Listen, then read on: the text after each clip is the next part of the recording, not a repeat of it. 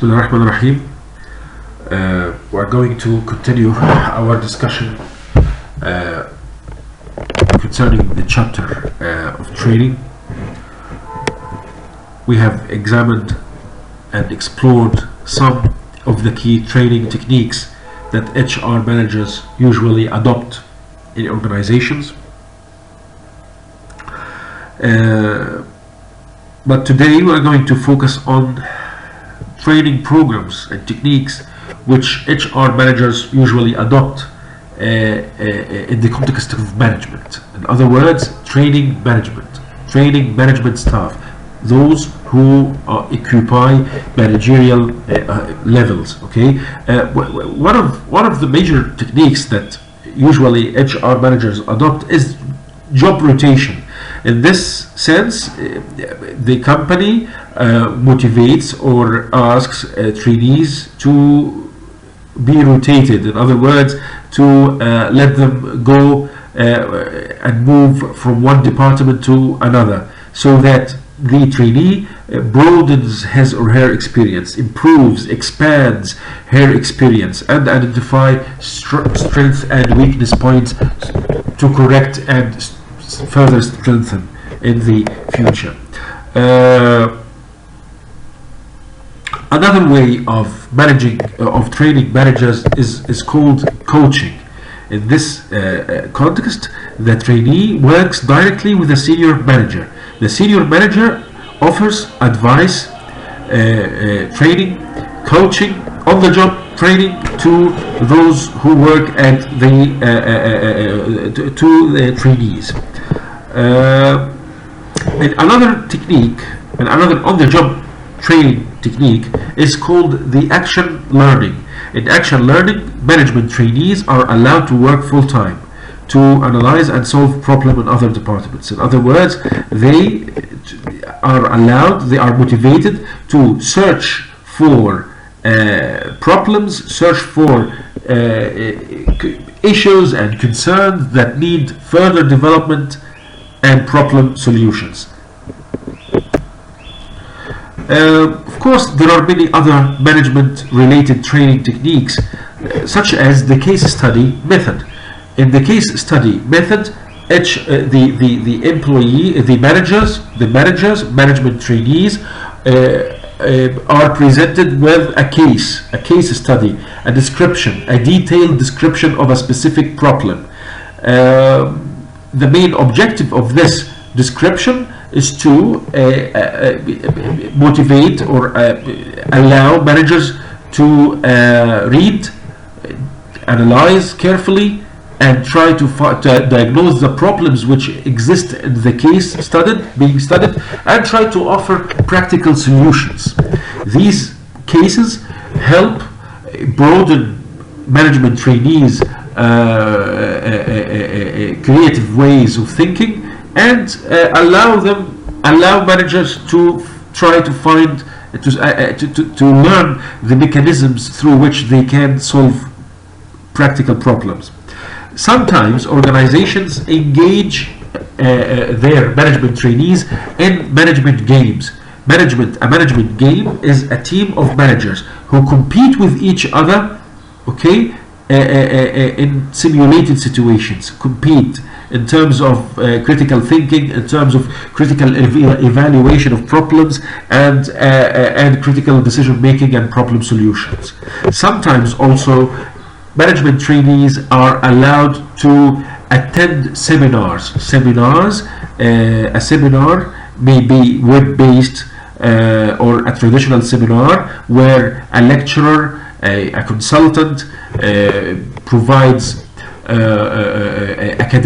academic and practical support through lectures and seminars. Okay. Sometimes one of the most effective techniques is through role playing.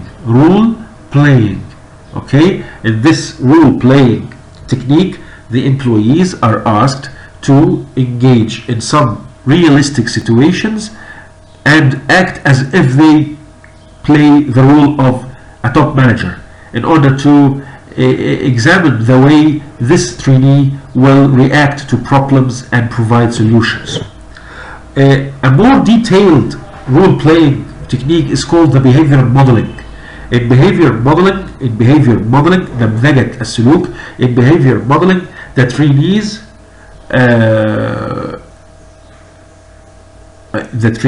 are shown by some demonstrators or consultants the right way to do a specific activity, the right way to solve a specific problem, the right way to spot problems and discover them. Okay. On the other hand, role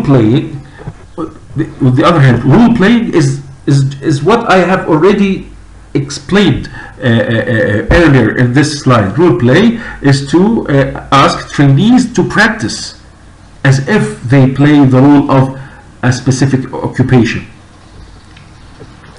Of course, role playing requires some sort of social reinforcement. In other words, after playing a specific role, the management trainee should learn whether his role that has been played correctly or wrongly. What are the aspects which prove to be right or wrong with the role playing?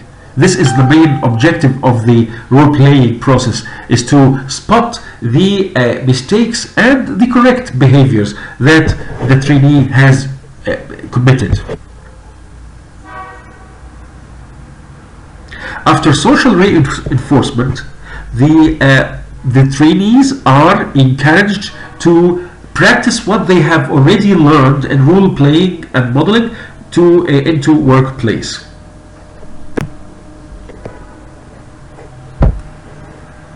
Of course, in-house development center is a company-based method which exposes managers, those who will be managers, to realistic exercises to develop improved management skills. In other words, these development centers may provide multiple types of training techniques which collectively offer management trainees the opportunity to develop management related skills and capabilities. Corporate university is a proper means for providing web-based modules web-based مقررات إلكترونية, okay, which cover multiple topics in further detail to such trainees. Of course, executive coaches are, from the name, are coaches who are especially concerned with developing would-be managers or would-be top managers. It helps, such coaches help executives through capitalizing, improving their strengths and overcoming their weakness points. Of course, based on all of the previous slides which I have already discussed in this lecture and the lecture before, it is important to note that training has a strategic effect on organizational performance, and it also has a very important role in enabling organizations to change التغيير. Whether we are talking about changing the organization's strategy, the strategic mission and vision of the company, the strategic objectives, or for example to change organizational culture. Some organizational cultures may be negative cultures, may not be constructive cultures.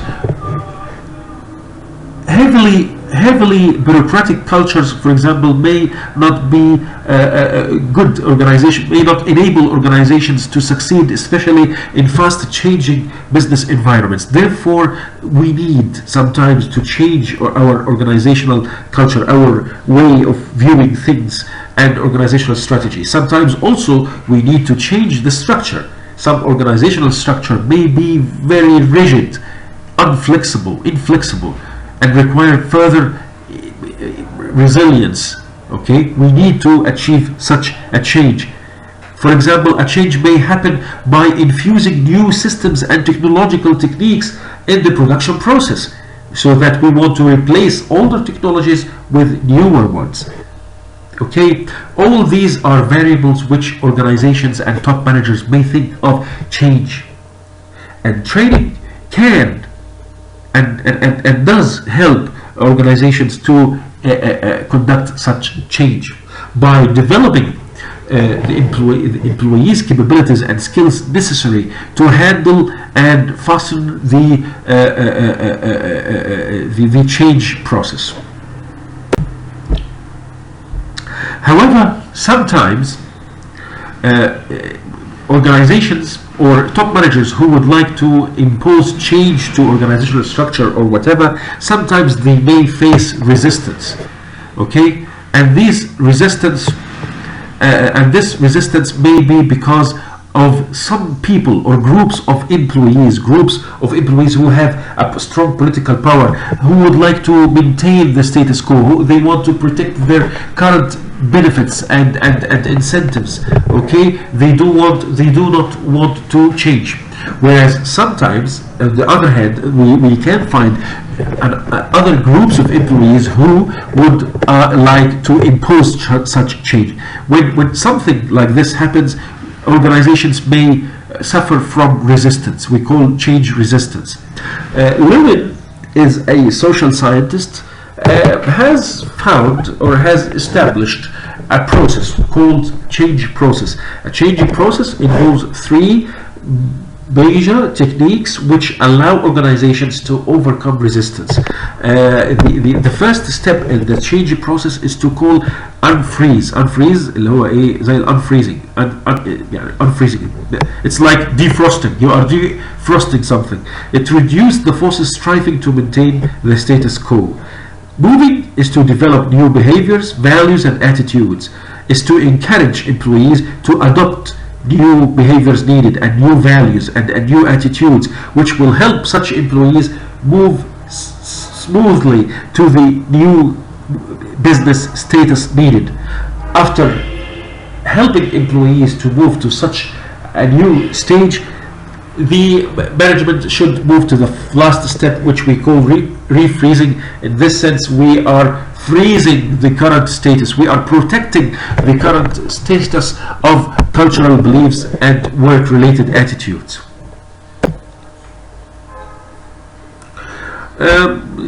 Sometimes organizations can overcome resistance to change through providing some change initiatives. These change initiatives may be political. In this sense, the top manager makes a coalition with a number of employees who occupy strong positions. This coalition allows managers and employees to control the change process, so that when he cooperates with the strongest people in terms of political power, then he can impose the change he or she needs. Another type of change initiative is the marketing initiative, marketing campaign. In other words, in this context, the top management do not make coalitions, rather they announce for change. They announce for the need for change. They try to communicate effectively with all segments of employees in order to motivate them, in order to persuade and convince employees of the necessity of applying such a change. Another technique is called the military campaign. In this case,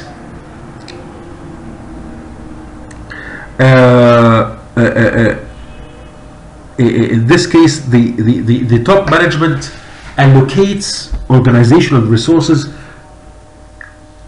to this for the purpose of serving change duties, so that the organization enforces employees to focus their capabilities, their resources on the pursuit of change.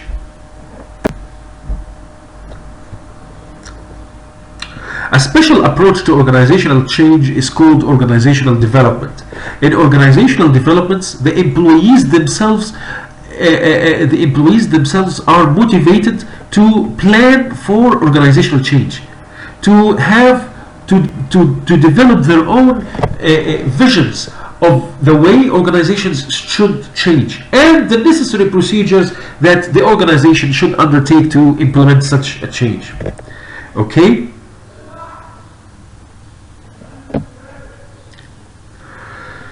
Of course, by now we have already known that training has a very strong strategic effect on may have a strong strategic effect on organizational success. For this reason, it is important to evaluate the effectiveness of the training process. Top managers, along with HR managers, should make sure that the training process has maintained the influence it is expected to do. In this case, HR managers can measure training effects by examining the reaction of trainees to the program. To ask trainees, did you make use? Are training efforts profitable, beneficial to you? Did you learn something new from the training? What kind of things did you learn? Okay, it is important to spot such reactions and understand whether employees, trainees are satisfied or not with such delivery. Another way of measurement is to test employees' skills after training. In other words, to make tests, to test employees' performance in the aspects which they have received training. Another point is to spot whether employee behaviors have changed the way it is supposed to be after the training. These are all effective measurements which could help HR managers evaluate the effectiveness of the training efforts. Of course, if some mistakes appear, then HR managers should make the necessary procedures which will allow the training program to overcome such weaknesses and strengthen its results. Thank you very much.